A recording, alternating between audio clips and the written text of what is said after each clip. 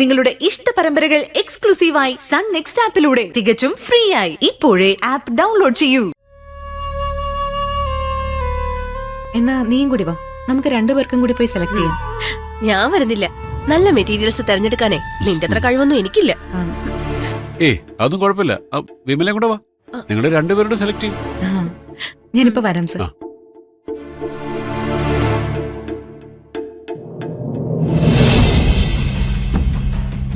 ശരണ്യ പറഞ്ഞത് വെച്ച് നോക്കുമ്പോ ഇത് മനഃപൂർവ്വം പാർട്ട്ണർഷിപ്പിലേക്കുള്ള കടന്നുകയറ്റമാണ്.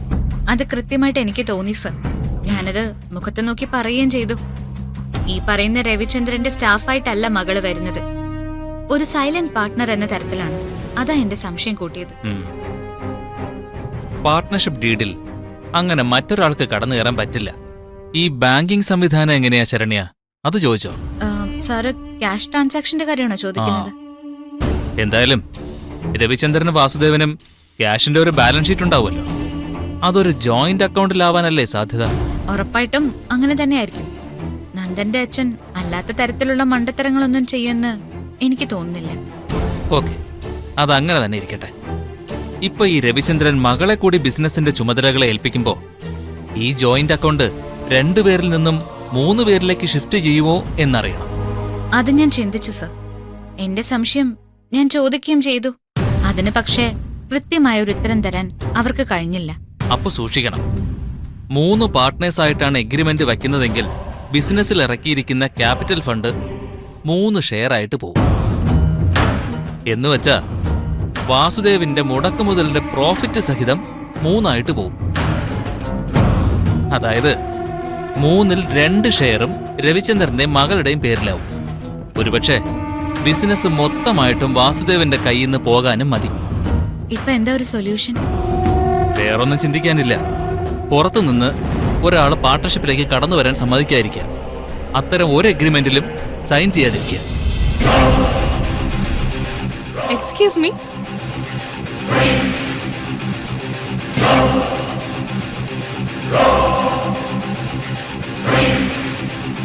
ശരണ്യ ഒന്ന് പുറത്തേക്ക് വരൂ, എനിക്കൊരു കാര്യം സംസാരിക്കാനുണ്ട്. അതിന് പുറത്തേക്ക് വരുന്ന എന്തിനാ? ഇവിടെ ഒന്ന് സംസാരിച്ചാ പോരെ?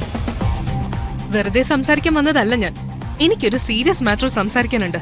എനിക്ക് പറയാനുള്ളത് കേട്ടിട്ട് എന്താ വേണ്ടെന്ന് തീരുമാനിക്കാം. ഇതല്ലേ പറഞ്ഞ കക്ഷി?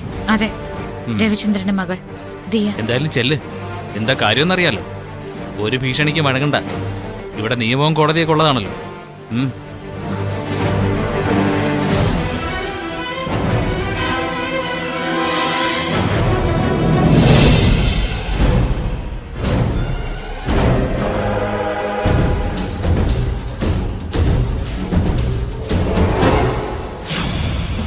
ഒരുപാട് സംസാരിച്ച് നിന്നെ പേടിപ്പിക്കാനൊന്നും വന്നതല്ല ഞാൻ.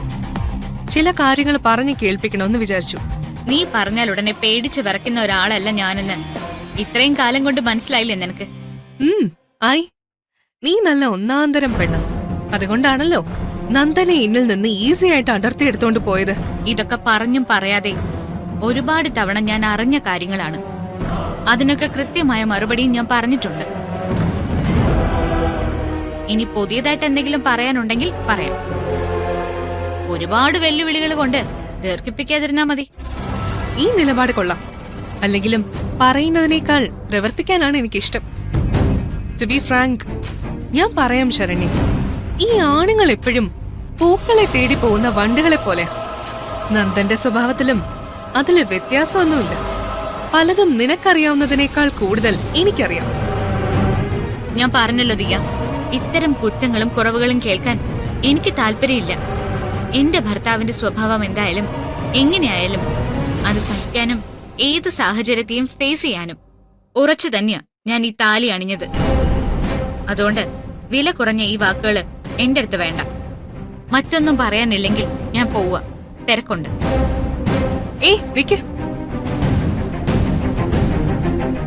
ഇതൊന്ന് കണ്ടിട്ട് പോയാ മതി. വാക്കുകൾ കൊണ്ട് മത്സരിക്കാനല്ല ഞാൻ വന്നത്. ചില യാഥാർത്ഥ്യങ്ങൾ നിന്നെ ബോധ്യപ്പെടുത്താൻ വേണ്ടിയാ.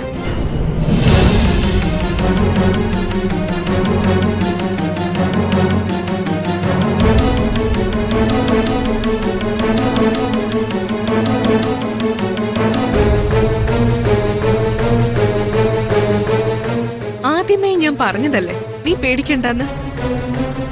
ഇത് വെച്ച് ബ്ലാക്ക്മെയിൽ ചെയ്യാനൊന്നും എനിക്ക് ഉദ്ദേശമില്ല. പക്ഷേ ഇതുപോലത്തെ ഒരുപാട് ക്ലിപ്പിംഗ്സ് എന്റെ കയ്യിലുണ്ട്. അത് നന്ദനുമായി ചേർന്നുള്ളത് തന്നെയാ. അതുകൊണ്ട് എന്താ? ഇതൊന്നും എന്നെ ബാധിക്കുന്ന കാര്യങ്ങളല്ല. പക്ഷേ എന്നെ ബാധിക്കുന്ന കാര്യങ്ങളാണ് ശരണ്യെ. ഇനി നിനക്കറിയാത്ത ഒരു കാര്യം കൂടി ഞാൻ പറയാം.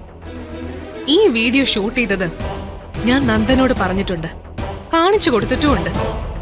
നന്ദൻ നിന്നോട് പറഞ്ഞിട്ടുണ്ടാവില്ല അല്ലേ?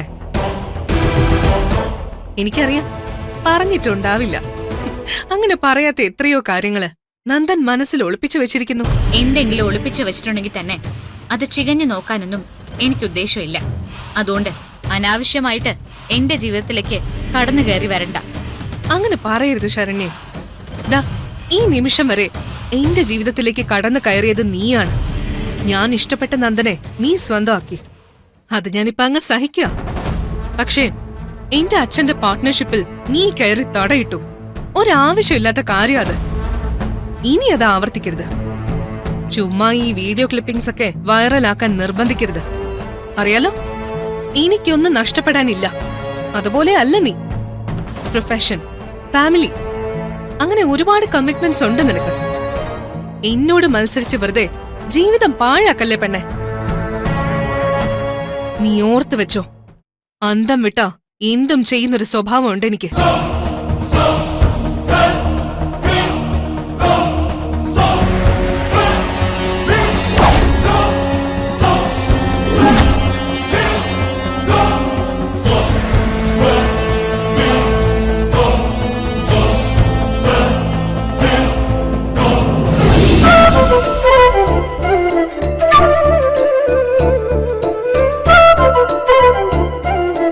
ഇത് നന്നായിട്ടില്ലേ? എംബ്രോയിഡറിയും ഡിസൈൻസും ഒക്കെ വരുമ്പോ പുറത്തേക്ക് നന്നായിരിക്കും. ഞാനൊരു അഭിപ്രായം പറയുന്നില്ല. ഒക്കെ നന്ദയുടെ ഇഷ്ടത്തിനെടുത്തുള്ളൂ. അങ്ങനെ എന്റെ ഇഷ്ടം തന്നെ നോക്കണ്ട, നിന്റെ അഭിപ്രായം പറയും. നിന്റെ സെലക്ഷൻ ഒരിക്കലും മോശമാവില്ല. ഇത് നന്നായിട്ടുണ്ട്. പിന്നെ കുറച്ചുകൂടെ പ്രായമായ ആൾക്കാർക്ക് ഉപയോഗിക്കാൻ പറ്റിയ ഡ്രസ്സൊക്കെ ഒന്നെടുത്താൽ കൊള്ളാം. എനിക്ക് ഫ്രോക്ക് വാങ്ങി തരണം. അതെ, മോള് വന്നേ, നമുക്ക് ഫ്രോക്കിന്റെ സെക്ഷനിലേക്ക് പോയാലോ? ഞങ്ങളിപ്പോ വരാമേ. അതൊന്നെടുക്കാമോ?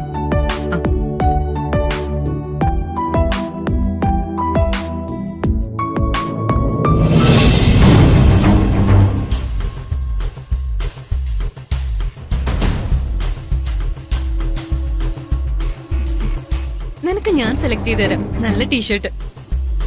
എനിക്കൊന്നും വേണമെന്നില്ല. നിനക്ക് എന്താ വേണ്ടെന്ന് വെച്ച് ഞാൻ വാങ്ങിത്തരാം.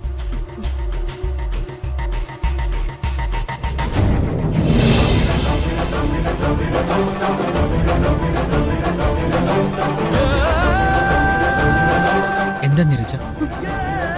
അമ്മ,